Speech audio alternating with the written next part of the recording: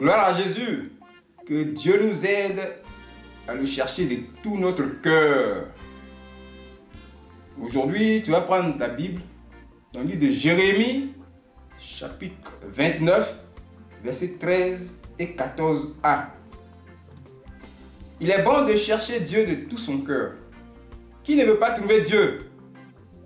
Alors, si tu veux trouver Dieu, il faut le chercher de tout ton cœur. C'est ce que nous allons voir. Lisons la parole de Dieu. Jérémie chapitre 29, versets 13 et 14a. Vous me chercherez et vous me trouverez si vous me cherchez de tout votre cœur. Je me laisserai trouver par vous, dit l'Éternel. Comment chercher Dieu de tout son cœur? C'est ce que nous allons voir. Bien-aimés frères et sœurs, c'est la même chose. Celui qui cherche trouve. Alors cherchons Dieu. Mais il faut le chercher de tout ton cœur. Oui. Quand tu cherches à trouver, par exemple, une femme, tu la trouves, c'est le bonheur. La femme aussi peut te trouver, elle peut chercher. Mais quand vous êtes trouvé, il faut que vous continuiez à chercher. Le mari a cherché toujours. L'homme, il faut l'entretenir aussi. On ne s'arrête pas de chercher. Oui, il n'est pas question de mettre la femme derrière toi. Souvent on dit derrière un grand homme se trouve une femme, une grande femme. Non, ce n'est pas une bonne expression. Dieu a pris la côte de l'homme pour créer la femme. Ce n'est pas l'os de derrière. Si tu mets Dieu derrière, tu ne vas pas le trouver.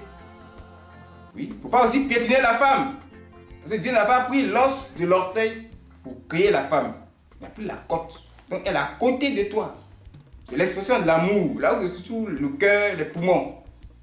Oui, c'est ça. Ça va de même aussi que la femme. Dieu n'a pas pris l'os de la tête pour créer la femme. Donc la femme aussi ne doit pas dominer l'homme. Vous voyez, vous êtes côte à côte. C'est la côte. C'est la même chose. Si tu domines Dieu, c'est l'orgueil. Tu ne vas pas trouver Dieu. Donc voilà, c'est réciproque. Voilà Dieu qui parle ici. Maintenant, comment chercher Dieu de tout ton cœur? Là, c'est important. Et pour comprendre cette parole, il faut chercher dans ton emploi du temps. C'est Dieu d'abord le premier qui se révèle à l'homme. Par, oui, le choix qu'il fait. Il crée des ministères. Il dispose quelqu'un à son œuvre. Et il fait venir ses enfants à cette personne. C'est là maintenant pour l'homme commence. Donc Dieu met en place l'organisation qu'il faut. C'est ça la vérité. Vous voyez? Alors, il faut examiner ton emploi du temps pour voir ce qui prend, oui, une grande partie de ton temps. C'est ça qui va t'influencer. Et c'est ça qui va te donner le fruit. Le fruit va sortir à partir de toi. Si c'est un fruit qui vient de Dieu, oui, c'est que tu as trouvé Dieu. Alors, l'emploi du temps, prenons par exemple un jour. Un jour, c'est 24 heures. Alors, sur les 24 heures, on va les diviser en 3 parties. C'est un exemple simple. Nous prenons 13 heures de temps dans les 24 heures.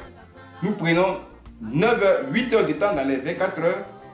Et la dernière partie, 4 heures de temps. Mais les 13 heures de temps dans les 24 heures là, qu'est-ce qui occupe la majorité de ton temps? Oui, qui occupe la majorité? Qui? C'est qui? Qui occupe cette majorité de temps là? C'est celui qui occupe ce temps là. Tu vas te communiquer, tu vas te donner des informations, soit ouvertes, c'est-à-dire la parole que la personne va dire, la parole que ce que tu fais va dire, si c'est une personne, ou bien des informations fermées, c'est-à-dire ce qui est à l'intérieur de la personne ou de ce que tu fais, les qualités vont ressortir et rentrer en toi et ça va te donner un fruit. Alors c'est ça qu'il s'agit. Donc quand Dieu met la disposition, quand nous venons à Jésus, auprès de l'homme de Dieu, il faut que ce soit un homme de Dieu véritable d'abord. Voilà, sinon tu ne peux pas trouver Dieu. Ça, il faut vérifier d'abord. Il faut te poser la question, Dieu va te convaincre. Maintenant, tu es au pied de l'homme de Dieu. Qu'est-ce qu'il faut faire? Qu'est-ce que Dieu nous demande de faire? Oui, régulièrement. Ce que Dieu nous demande de faire toujours et ce que Dieu nous demande de faire sans cesse. Voilà, 3 parties. C'est dans ça qu'il faut voir et tu vas le mettre dans ton emploi du temps et tu vas voir si tu cherches Dieu de tout ton cœur. Alors, qu'est-ce que Dieu nous demande de faire tous d'abord régulièrement. Il faut être au culte régulièrement. Dieu se trouve dans le culte qu'on pratique. Il faut être régulièrement au culte. Oui. Il faut lire régulièrement la Bible. Dieu est dans la Bible, dans sa parole. Il faut, oui, bien aimé, parler de ce Dieu-là régulièrement aux autres. Ça, c'est l'évangélisation. C'est pourquoi les hommes de Dieu, à la réception, ils prennent les nouvelles personnes. Partout où tu vas dans un ministère, c'est les nouvelles personnes. C'est l'évangélisation qui est en train de se faire. Donc, c'est ça. Si tu veux au culte, il faut être à l'heure au culte. Au moment où le messager commence, Jésus est là. Il dit, là où 2 ou 3 sont assemblés à mon nom, je suis au milieu d'eux. Si tu es venu en retard, demande pardon à Dieu pour le retard et tu écoutes. C'est comme ça qu'on peut trouver Dieu. Oui, ça c'est ce qu'on fait régulièrement. Maintenant, qu'est-ce que nous demande de faire toujours? Oui, bien aimé, oui. C'est des choses très importantes. Dieu nous demande toujours, oui, de faire quelque chose. Et de quoi il s'agit? Qu'est-ce que Dieu te demande de faire? Dieu dit qu'il faut toujours joyeux. Soyons toujours joyeux.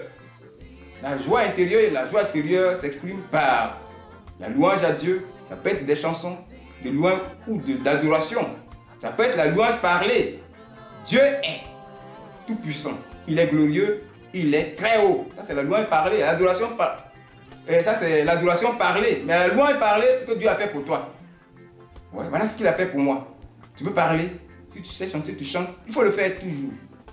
Et qu'est-ce que Dieu nous demande de faire toujours encore? Un autre point. Dieu nous demande de pratiquer l'amour. Il faut toujours pratiquer l'amour. Bien aimé, oui, il faut pratiquer toujours l'amour. Oui, parce que Dieu est amour. Il est dans l'amour. Tu vas le trouver. Qu'est-ce que Dieu nous demande de faire toujours? Il faut travailler. Dieu n'aime pas les paresseux. Il faut travailler. Voilà. Dieu dit que le paresseux ne retire pas son gibier. Mais le précieux trésor d'un homme, c'est l'activité. Ça, c'est en Proverbe 12, verset 17. Il parle encore du travail. Proverbe 16, verset 26.